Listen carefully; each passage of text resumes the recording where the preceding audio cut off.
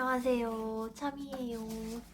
비트코인이란 무엇인가? 오늘은 서론 공부해 보도록 하겠습니다. 인터넷에서 쇼핑을 하거나 송금을 할 때 보통 은행 같은 신뢰할 수 있는 제3자가 필요하다. 이 방법은 대부분 잘 작동하지만 여전히 문제가 있다. 은행은 분쟁을 중재해야 해서 어떤 거래라도 필요한 경우에는 취소하거나 변경할 수 있는 여지를 남겨두어야 한다. 그래서 완벽하게 취소할 수 없는 거래는 불가능하다.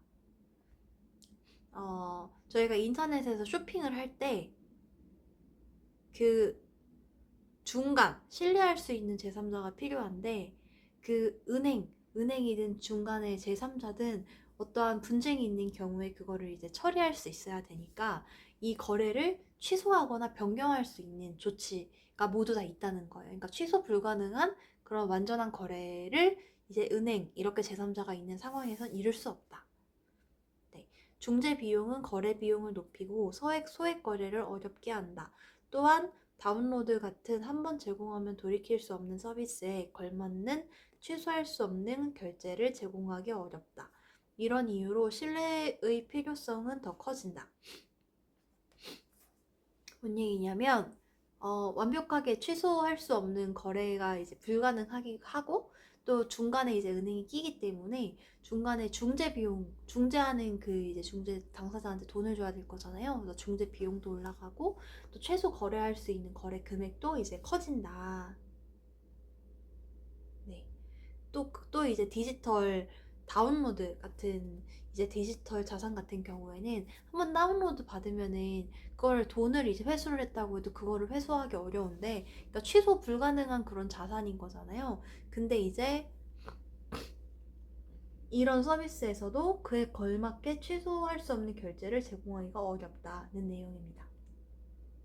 판매자는 고객을 경계하게 되어 필요 이상의 정보를 요구한다. 그럼에도 어느 정도의 사기는 피할 수 없다. 이런 비용과 결제의 불확실성은 직접 만나는 대면 거래에서는 현금의 사용에 피할 수 있지만 온라인에서는 신뢰할 수 있는 제3자 없이 결제할 방법이 없다. 그러니까 비트코인은 판매자의 사기를 방지하기 위해 이제 만들어진 거예요. 그래서 이렇게 취소 불가능한 그런 서비스를 했을 때 취소 불가능한 결제를 받아야 되는데 제3자를 끼면은 그게 불가능하기 때문에 대면 세계에서는 현금을 사용을 한다고 하는 거죠. 근데 저는 이 부분을 읽으면서 든 생각이 비트코인이 어떻게 보면 좀 합법적이고 일반적인 경우에서는 취소 불가능한 결제 이런 중간에 은행이 개입되는 이런 크게 문제가 될 것 같진 않아요. 그러니까 처음부터 약간 자신의 신분을 숨기고 싶은 뭐 범죄까지는 아니더라도 범죄에도 해당될 수 있죠. 그런 식으로 딥웹이나 그런 이제 약간 그러니까 되게 좀 딥한 어두운 세계에서 통용되는 그런 화폐로서 비트코인이 처음에 나온 게 아닌가 그런 생각을 했습니다. 그래서 암호학적 증명을 사용하는 전자지불 시스템이 필요하다. 이 시스템은 거래를 원하는 두 사람이 신뢰할 수 있는 제3자 없이도 직접 거래할 수 있게 한다. 취소할 수 없는 거래는 사기로부터 판매자를 보호한다. 그리고 구매자는 에스크로 방식을 도입하여 보호받을 수 있다. 네. 그래서 이제 암호학적 증명을 사용해서 제3자 없이도 두 사람이 신뢰할 수 있는 그런 전자지불 시스템을 만들겠다는 내용입니다. 그래서 이를 통해서 판매자를 사기로부터 이제 보호하고 또 이제 구매자 같은 경우는 에스크로 방식. 지금 에스크로가 뭐냐면 지마켓 뭐 이런 게 이제 저희가 지마켓에 결제를 하면 지마켓에서 돈을 가지고 있다가 그게 이제 고기 구매 확정을 누르면 그때 이제 그 판매자한테 돈이 지급이 되거든요. 이런 식의 에스크로 방식을 이제 이 전자지불 시스템에 이제 결합을 함으로써 이를 해결할 수 있다는 내용입니다. 이런 걸 보면 또 범죄나 이런 것만 생각하고 만들어진 것 같진 않아요. 에스크로 방식이라는 게. 그래서 단지 이제 은행 없이 이제 두 사람 간에 신뢰할 수 있는 디지털 현금을 만드는 목적이었다고 볼 수 있습니다. 그 다음에 거래입니다. 두 번째 파트 이제 거래. 이제 읽어볼게요. 하는 내용이 크지는 않았어요.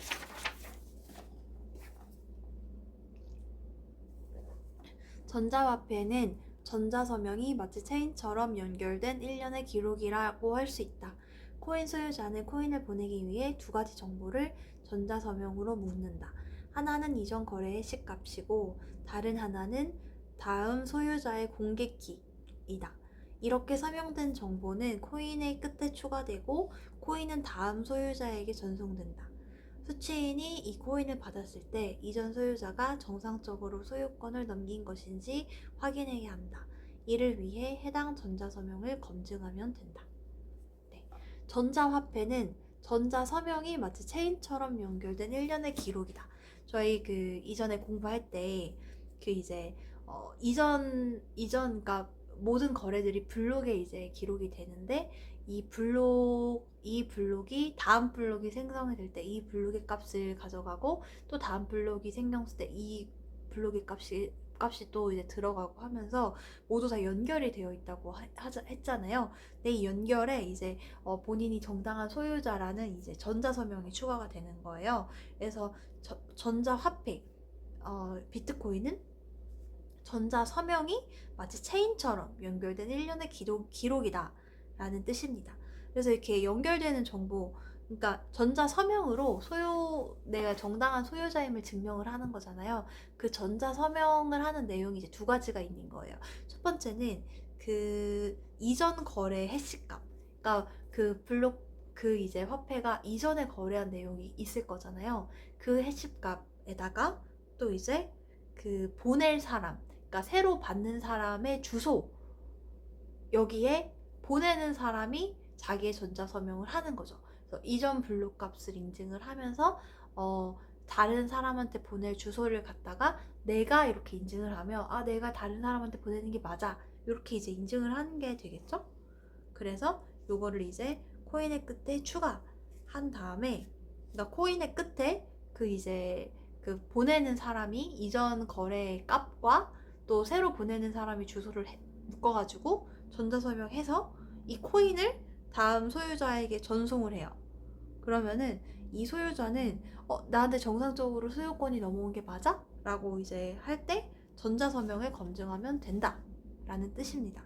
전자서명을 했다는 이유는 이전 거래와 내가 보낼 사람의 주소를 내가 그 소유자가 인증했다는 얘기니까 믿을 수 있겠죠?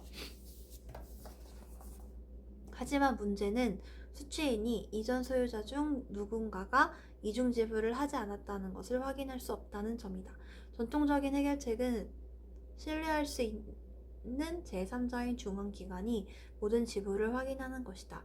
전통적인 방식에서는 한 번 지불된 코인은 새 코인으로 발행되기 위해 중앙기관으로 회수되어야 하며 중앙기관에서 발행한 코인만이 중복으로 사용되지 않았다는 신뢰를 받는다. 이 해결책의 문제는 전체 통화체계가 이 중앙기관에 의존해야 한다는 점입니다. 그래서 전자서명을 활용을 하는데 이 전자서명에 이제 들어간 내용이 이전 거래, 그러니까 이 이전 거래, 그러니까 어떻게 보면 체인으로 연결하는 그 정보와 그리고 보낼 사람의 약간 주소, 그래서 그냥 내가 이 사람한테 확실하게 소유권을 이전했다 라는 이제 내용밖에 없는 거죠. 근데 내가 이 이전받은 내 코인이 이 사람이 이중지불로 이전에 다른 사람한테 준 건지 그것까지는 일일이 확인을 할 수가 없다는 거예요. 그래서 저희가 요거를 확인을 하려면 기존의 전통적인 방식에서는 모든 코인을 이제 중앙 기관으로 보내서 이제 거기서 새로 싹 이렇게 발행을 해가지고 다시 내보내고 이런 식으로 중앙 그런 기관이 있어야 된다는 거죠. 근데 이렇게 되면 전체 통화체계가 이 중앙기관에 의존하게 된다는 내용입니다. 그래서 우리는 이전 소유자가 과거의 다른 지불에 서명하지 않았음을 수취인이 알 수 있는 방법이 필요하다. 가장 먼저 발생한 지불이 중요하므로 첫 번째 이후의 이중지불 시도는 신경 쓰지 않는다. 지불에 사용되지 않았음을 확인하는 유일한 방법은 모든 지불을 확인하는 것이다. 전통적인 방식이라면 중앙기관이 모든 지불을 인지하고 어떤 지불이 먼저인지를 판단하겠지만 신뢰할 수 있는 제3자 없이 법을 실현하려면 거래는 공개되어야 하고 참여자들이 거래 순서에 대한 단일 기록에 동의하는 시스템이 필요하다.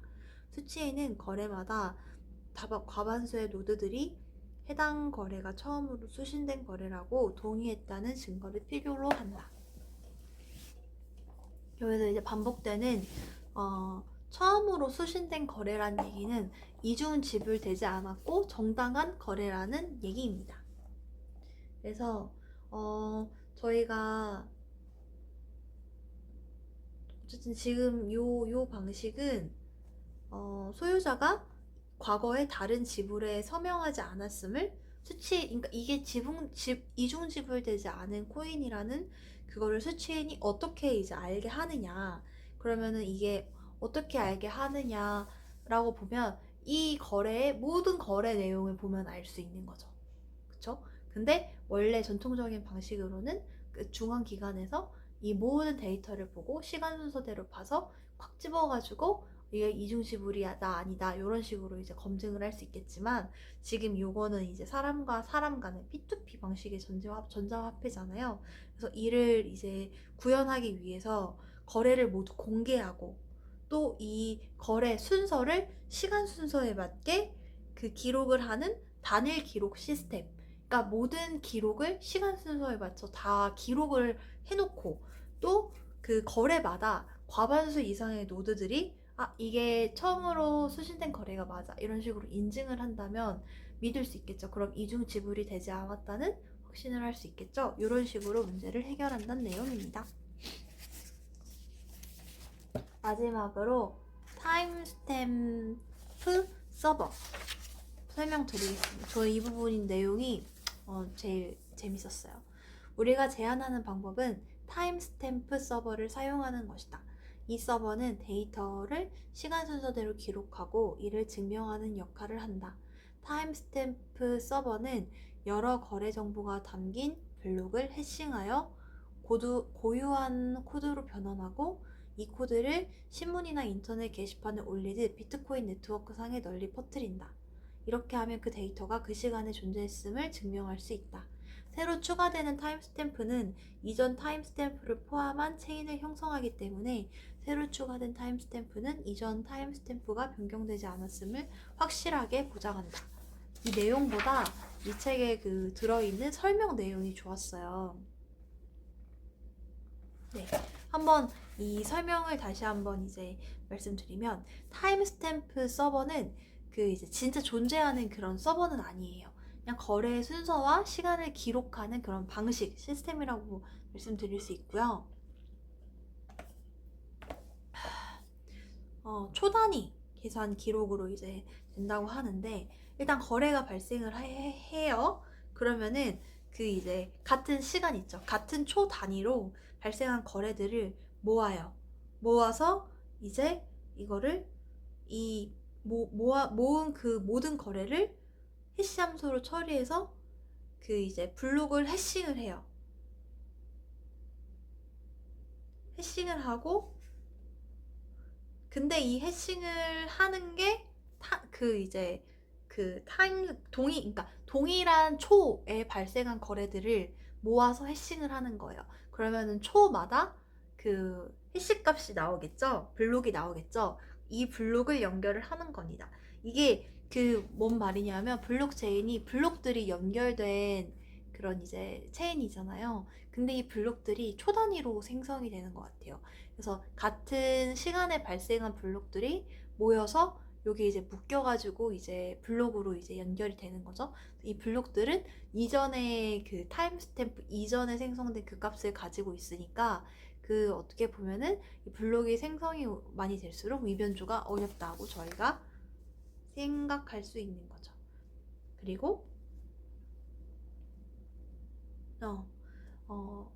네트워크의 참여자들이 새로운 블록의 타임스탬프와 해시 값을 확인하고 동의한다.